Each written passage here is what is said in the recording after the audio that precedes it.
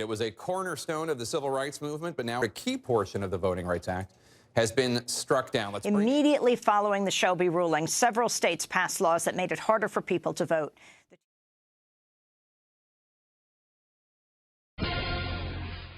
Texas's strict voter identification law will stay intact after the Supreme Court denied an emergency request from critics who say the law is discriminatory. On Tuesday, a federal judge issued a decision that upheld a sweeping voting restriction in North Carolina.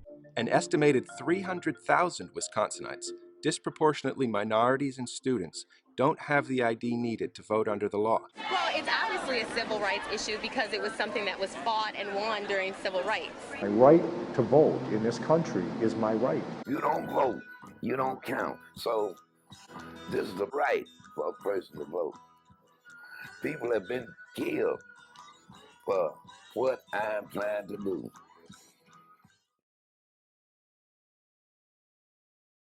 In the case of Shelby County, Alabama v. Holder, the Supreme Court struck down two of the most important provisions of the Voting Rights Act, Section 5 and Section 4B.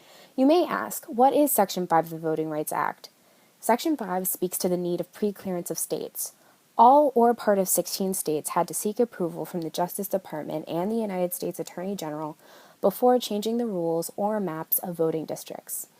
As for Section 4B, this contains the coverage formula that determines which states and local governments are subject to preclearance under Section 5. The formula was conditional upon voter registration data from the 1964, 1968, and 1970, but there were no changes to the coverage formula after 1970.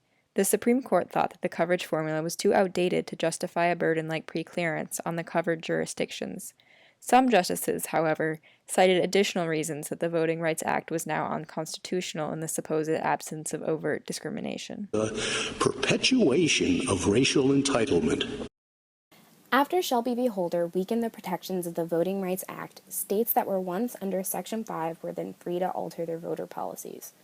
Many states once covered under preclearance have created more stringent voter ID laws in addition to removing policies that had expanded means of voter registration, such as online voting registration, early voting, Sunday voting, same-day registration, and pre-registration for teens about to turn 18.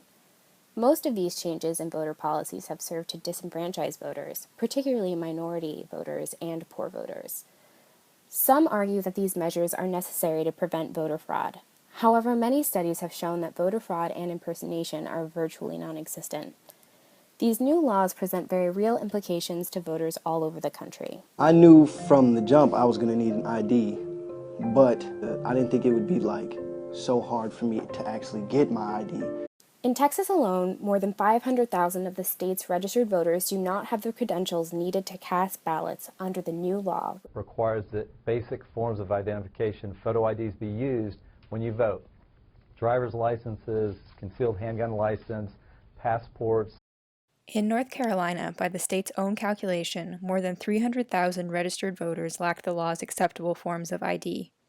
198,902 active Virginia voters do not have a Virginia DMV-issued photo ID, one of the IDs accepted at Virginia polls. Just this year, Arizona primary voters had to wait in 5-hour lines to vote, if they were even able to vote at all. These incredibly long lines were a result of election officials reducing the number of polling places by 70%. Before the Shelby decision, all 4 of these states, Texas, North Carolina, Virginia, and Arizona, had to approve their voting changes with the federal government because of their history of voting discrimination against minority voters. There are many great organizations through which you can get involved, including the American Civil Liberties Union, the Voting Rights Act Organization, Project Vote, BRA for Today, and Rock the Vote.